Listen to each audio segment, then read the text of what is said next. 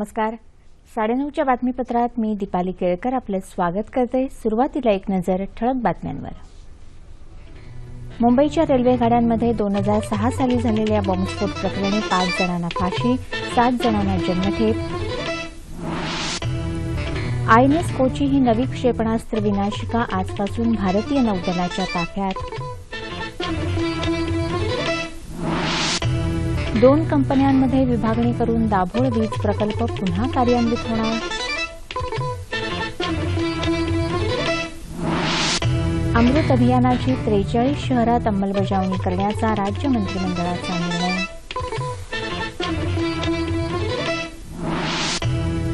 राज्यात पेट्रोल आणि डिझेलवरचा स्थानिक संस्था कर रद्द, मूल्यवर्धित करात मात्र वाढ. आणि प्रवीण दीक्षित यांनी स्वीकारला राज्याच्या पोलीस महासंचालक पदाचा कार्यभार.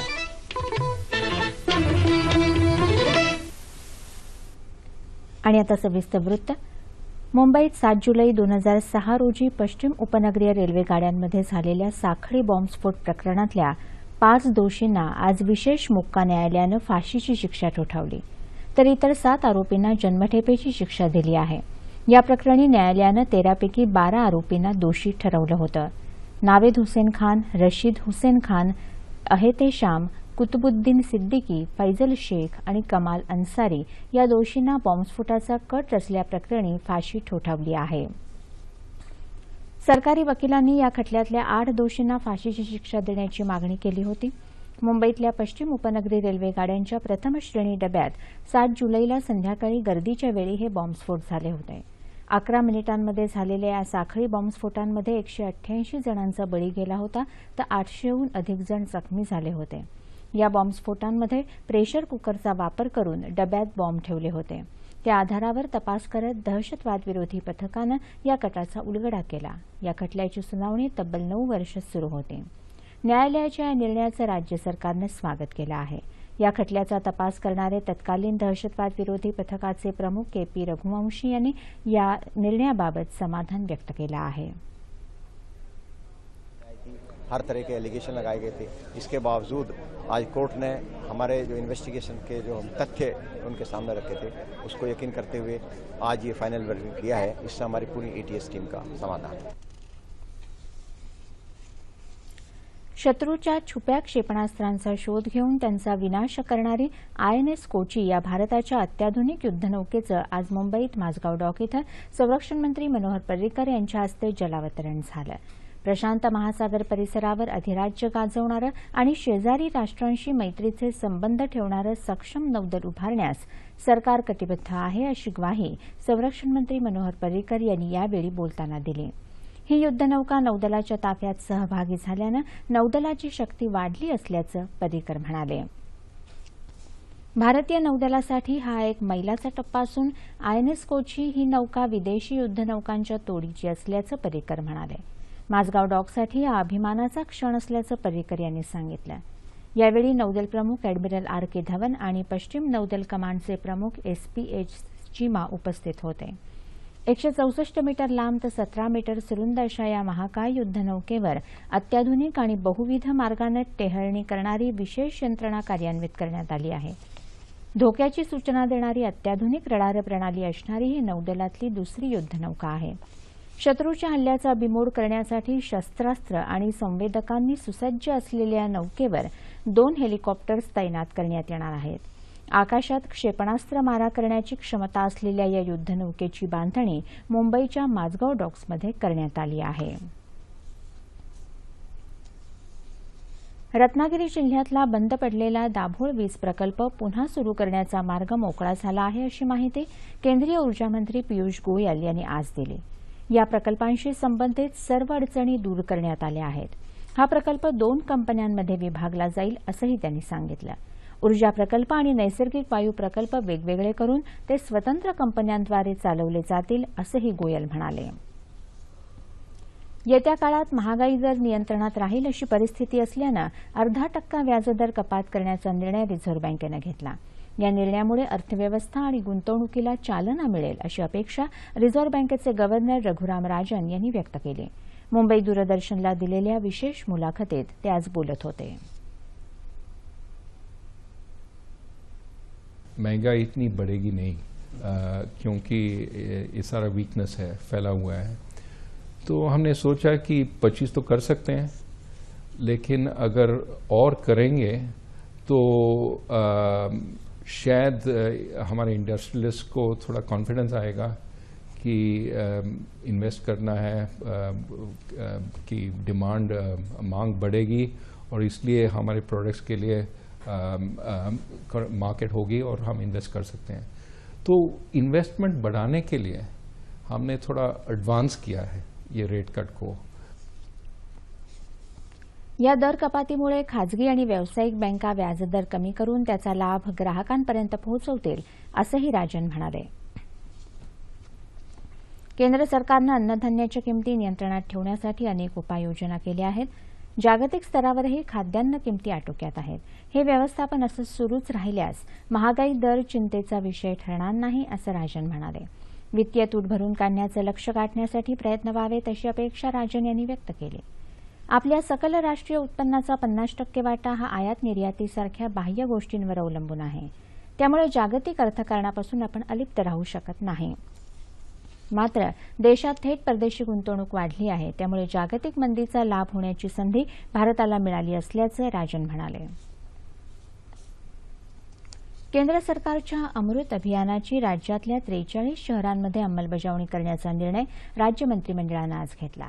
या कामासाठी Indian institute of mass communications या स्वायत्त संस्थेला अमरावती जिल्ह्यात बडनेरा इथं 6 हेक्टर तर केंद्रीय विद्युत अनुसंधान संस्थानाला नाशिक जिल्ह्यात मौजे शिलापूर इथं 100 एकर जमीन देण्याच्या निर्णयावर राज्य मंत्रिमंडळानं शिक्कामोर्तब केलं। ग्रीन एनर्जी कॉरिडॉर योजनांमधून 2570 मेगावॅट वीज उपलब्ध करून देणं, मुंबई महापालिका अधिनियम, महाराष्ट्र महापालिका, नगर परिषदा, नगरपंचायती अधिनियमात सुधारणा करणं, ग्रीन एनर्जी कॉरिडॉर कार्यक्रमाअंतर्गत 367 कोटी रुपये खर्चून 27 पारेषण योजना कार्यान्वित करणं, जात पडताळणी समितीकडे अर्ज केल्याचा पुरावा जोडून निवडणूक लढवणारा बोगस उमेदवार 6 वर्षांकरता अपात्र ठरवणं आदी निर्णय राज्य मंत्रिमंडळानं आज घेतले। पेट्रोल आणि डिझेल यांच्यावर लागू असलेला स्थानिक संस्था कर रद्द करण्याची घोषणा आज अर्थमंत्री सुधीर मुनगंटीवार यांनी केली। मात्र नैसर्गिक आपत्तीमुळे सरकारी तिजोरीवर पडलेला भार कमी करण्यासाठी पेट्रोल आणि डिझेलवर प्रतिलिटर 2 रुपये मूल्यवर्धित कर वाढवण्यात आला आहे। त्याशिवाय मद्य, सिगारेट आणि वायुमिश्रित शीतपेयांवरचा स्थानिक संस्था करही रद्द करण्यात आला आहे। या सर्व वस्तूंवरचा मूल्यवर्धित कर मात्र 5% वाढवण्यात आला आहे। हिरे, सोनं आणि सोन्याचे दागिने यांच्यावरचा कर 2.0% वाढवण्यात आला आहे। या कर वाढीमुळे येत्या 5 महिन्यात सरकारला अंदाजे 1600 कोटी रुपयांचा महसूल मिळेल, अशी माहिती मुनगंटीवार यांनी दिली। राज्यात आलेल्या नैसर्गिक आपत्तीमुळे सरकारला सुमारे 7,500 कोटी रुपये खर्च करावे लागले आहेत।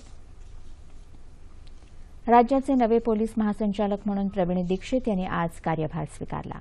संजीव दयाल शर्मा हे आज सेवानिवृत्त झाले। त्यांच्या जागी लाचलुचपत प्रतिबंधक विभागाचे महासंचालक असलेले प्रवीण दीक्षित यांची पोलीस महासंचालकपदी नियुक्ती करण्यात आली आहे। आज कार्यभार स्वीकारल्यानंतर दीक्षित यांनी मुंबईत पत्रकारांशी संवाद साधला।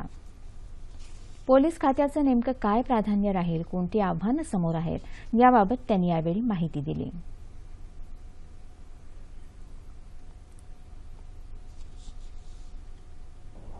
पोलीस दलाच्या 2 प्राथमिकता राहतील।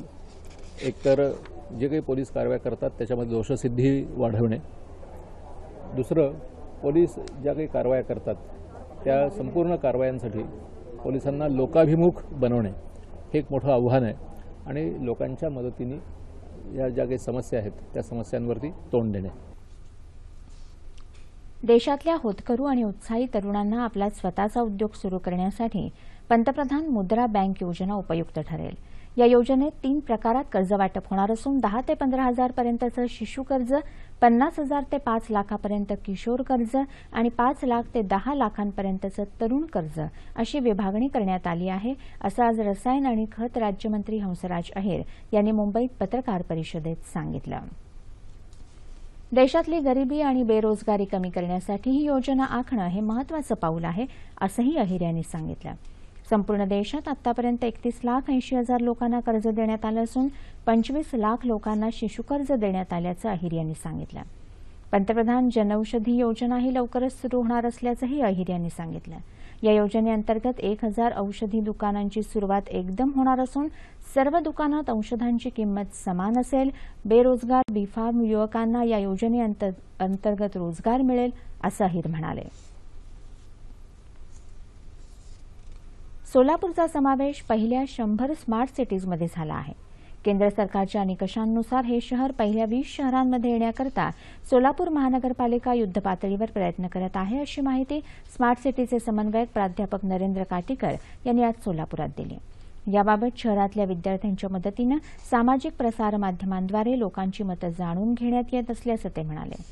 पहिल्या 20 शहरांच्या महानगरपालिकांना दरवर्षी पायाभूत सुविधा विकासाकरता 100 कोटी रुपये मिळणार आहेत. सोलापूर महानगरपालिकेचा दर्जा पाहता या शहराचा समावेश पहिल्या 20 शहरांमध्ये होईल अशी आशा त्यांनी व्यक्त केली. निवडणूक आयोगानं दिलेल्या मार्गदर्शक सूचनांनुसार 1 नोव्हेंबर 2015 या अर्हता दिनांकावर आधारित नाशिक विभागातल्या पदवीधर मतदारसंघासाठी याद्यांचं पुनरीक्षण करण्यात येणार आहे. 1 ऑक्टोबर 2015 रोजी प्रसिद्ध होणाऱ्या मतदार यादीत ज्यांची नावं नसतील अशा पदवीधरांनी नाव नोंदणी करावी असं आवाहन जिल्हा निवडणूक अधिकारी आणि जिल्हाधिकारी अण्णासाहेब मिसाळ यांनी केलं आहे. आज धुळ्यात एका पत्रकार परिषदेत ते बोलत होते. निवडणूक आयोगानं या पुनरीक्षण कार्यक्रमाचे टप्पे आणि कालावधी घोषित केला आहे. याबाबतच्या अधिक माहितीसाठी संबंधितांनी धुळे जिल्हा माहिती कार्यालयाशी संपर्क साधावा असंही त्यांनी स्पष्ट केलं. समाज माध्यमांमुळे प्रसार माध्यमांसमोर नवी आव्हानं असून ती पेलण्यासाठी माध्यमांनी अधिक संवेदनशील झालं पाहिजे, तसंच भाषेवर नियंत्रण ठेवण्याची गरज आहे, असं मत ज्येष्ठ संपादक प्रवीण बर्दापूरकर यांनी मांडलं. औरंगाबादमध्ये आयोजित एकदिवसीय ग्रामीण माध्यम कार्यशाळेच्या उद्घाटन प्रसंगी ते आज बोलत होते.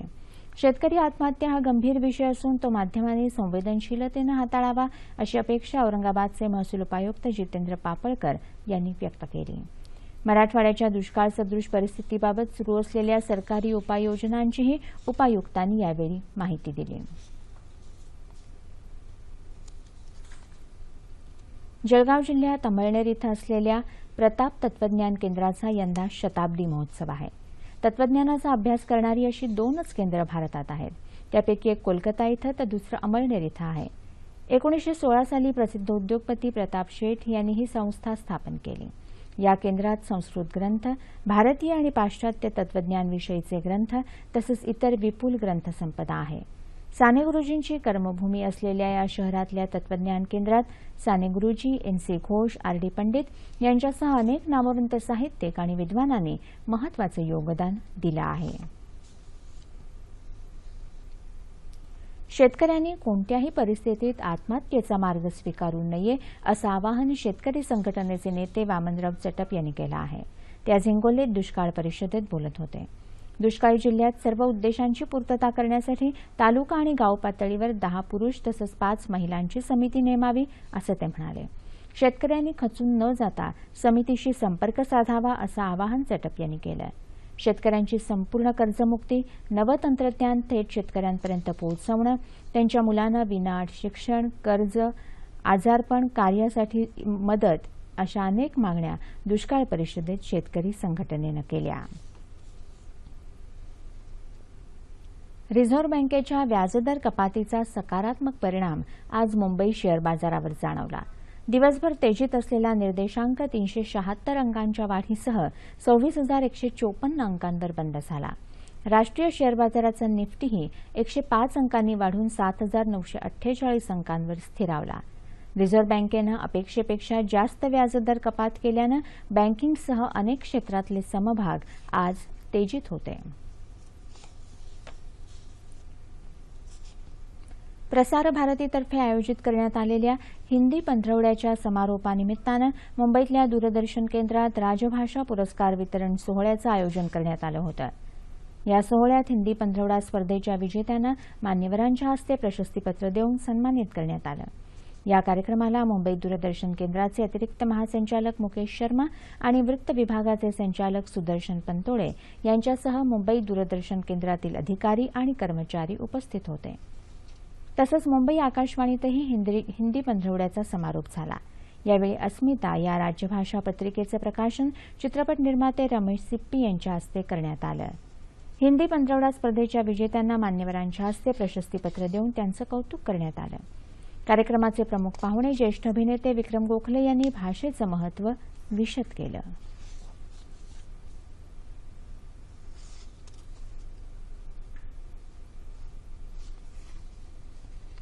शुभम वनमाळी या 18 वर्षीय तरुणानं जलतरण क्षेत्रात नवे विक्रम प्रस्थापित करून सर्वांनाच थक्क केलं आहे. दुर्दम्य इच्छाशक्तीच्या बळावर सागराला कवेत घेणाऱ्या शुभमचं कर्तृत्व अनेकांसाठी प्रेरणादायक ठरेल यात शंकाच नाही.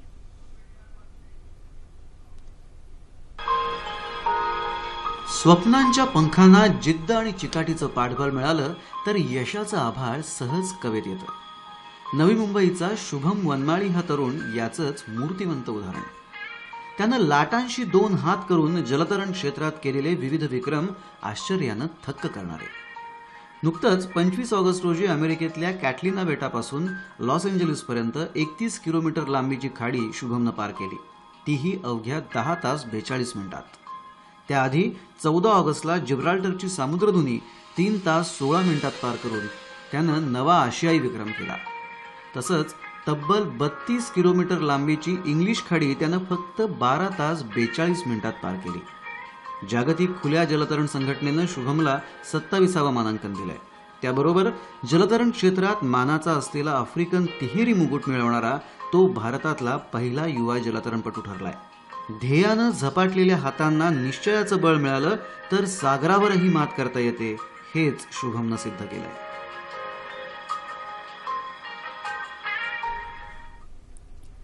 जलतरणातल्या नव्या विक्रमांची क्षितिज पादाक्रांत करणारा शुभम वनमाळी आज आपल्या स्टुडिओत आला आहे. नमस्कार शुभम.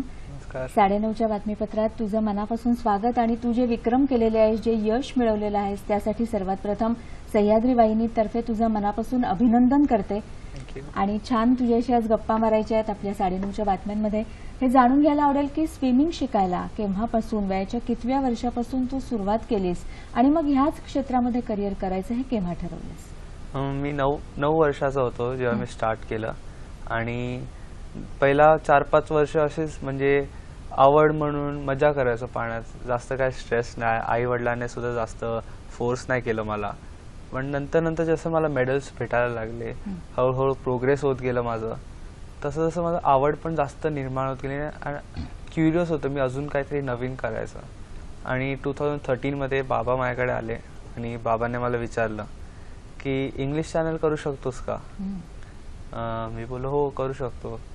बाबांना जेव्हा शाळेत असताना धडा होता मीर सेन वगैरे जागी इंग्लिश चॅनल त्यांनी पार केली, त्या सगळ्याचा धडा होता. तर ते पण खूप एक्सायटेड होते ह्याच्यासाठी. आणि त्याच्यानंतर आम्ही मग तो चॅलेंज घेतला की हां 2014मध्ये इंग्लिश चॅनल करायचं आहे. आणि ते 2014 पासून माझं ओपन वॉटर स्विमिंगमध्ये करिअर स्टार्ट झालं.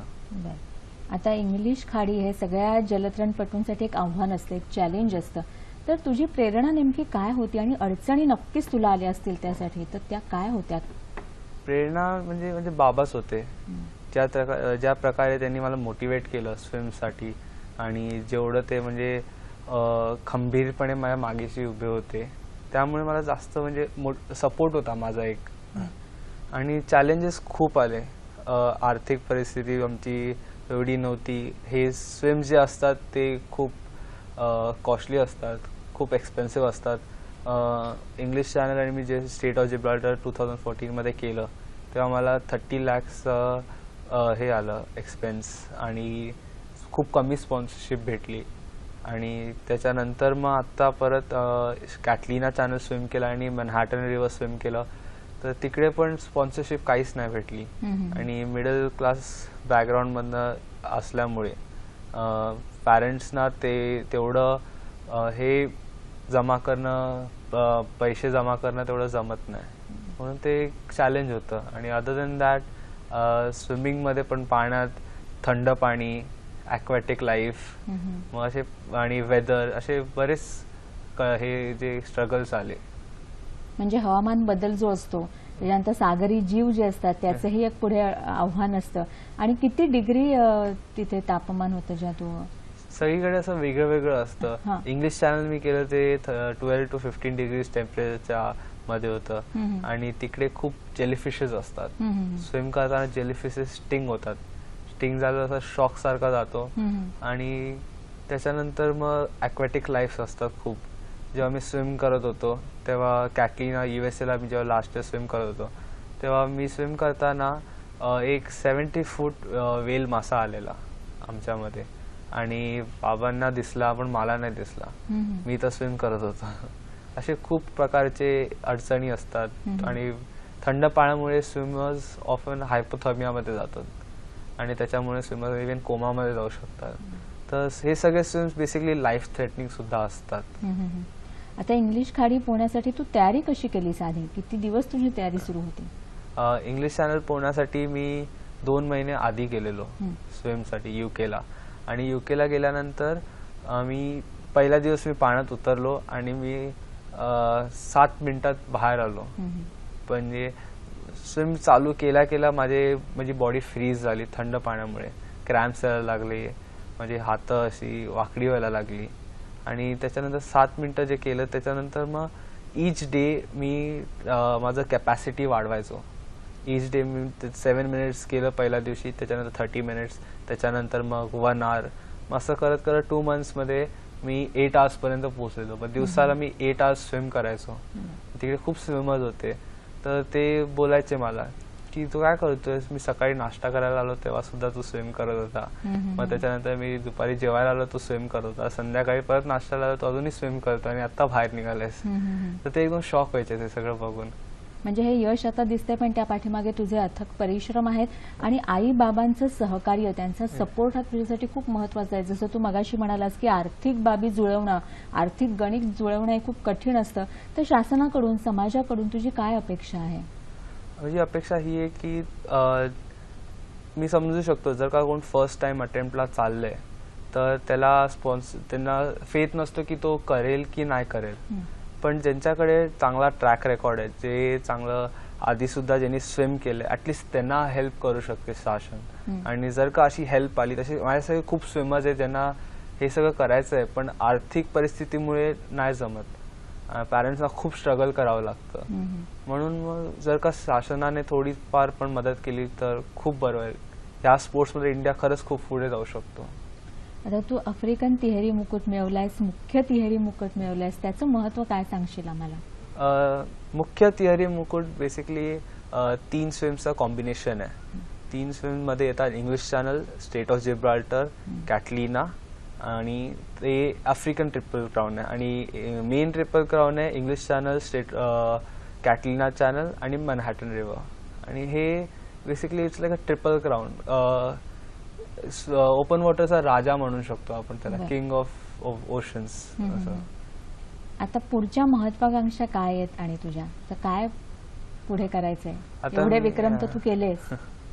आता मी 3 समुद्र पार केले, 7 समुद्रांमधनं, आणि पुढे जाऊन मला 7चे 7 समुद्र पार करायचे. सध्या तरी माझं वर्ल्ड रँकिंग 27 वर आहे. आणि जसं जसं मी एकानंतर एक पुढचे 7 सीज मधनं एक सीज कम्प्लीट करत जाईन तसे तसे माझं वर्ल्ड रँकिंग वाढत जाणार.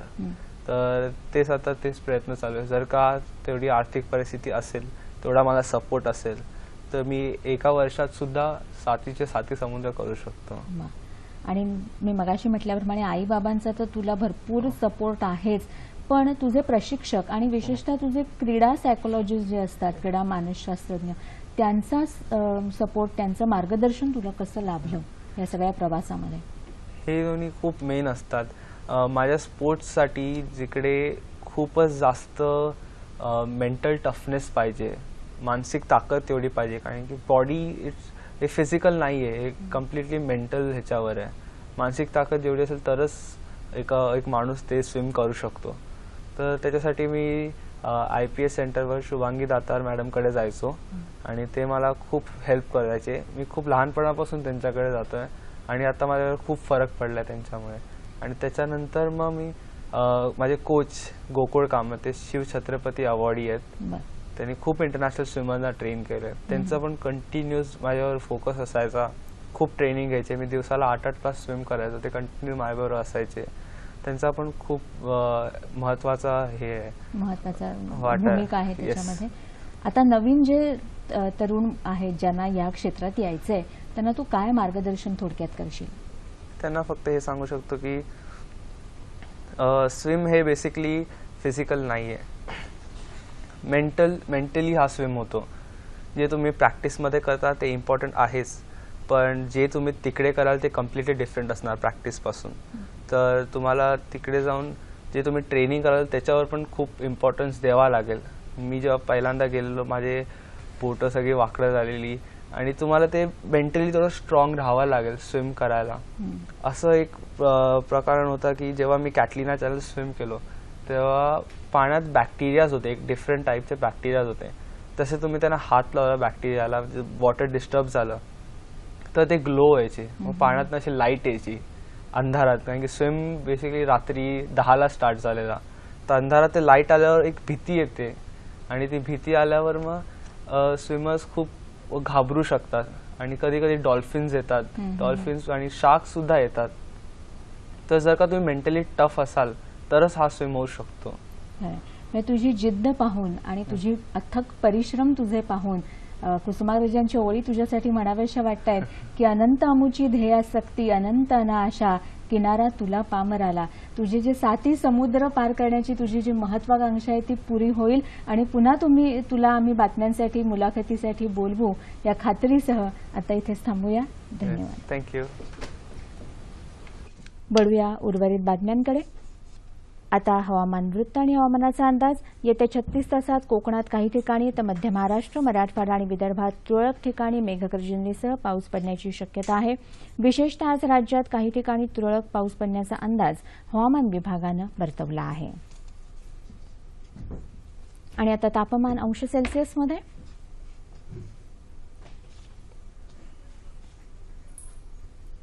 मुंबई कमाल 37, किमान 24.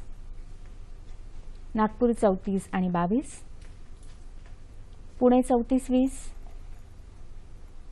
औरंगाबाद 33-22, नाशिक 33-20, कोल्हापूर 32-23, रत्नागिरी 37-26, सोलापूर 35-24 आणि अमरावती कमाल 35 आणि किमान 23 अंश सेल्सिअस. शेवटी ठळक बातम्या पुन्हा एकदा. मुंबईच्या रेल्वे गाड्यांमध्ये 2006 साली झालेल्या बॉम्बस्फोट प्रकरणी 5 जणांना फाशी, 7 जणांना जन्मठेप. INS कोची ही नवी क्षेपणास्त्र विनाशिका आजपासून भारतीय नौदलाच्या ताफ्यात. 2 कंपन्यांमध्ये विभागणी करून दाभोळ वीज प्रकल्प पुन्हा कार्यान्वित होणार.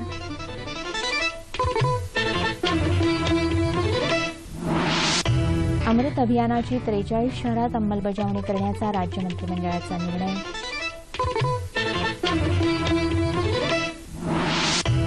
राज्यात पेट्रोल आणि डिझेलवरचा स्थानिक संस्था कर रद्द, मूल्यवर्धित करात मात्र वाढ. आणि प्रवीण दीक्षित यांनी स्वीकारला राज्याच्या पोलीस महासंचालक पदाचा कार्यभार.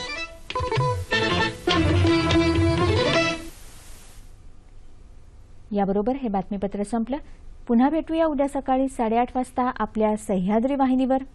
नमस्कार.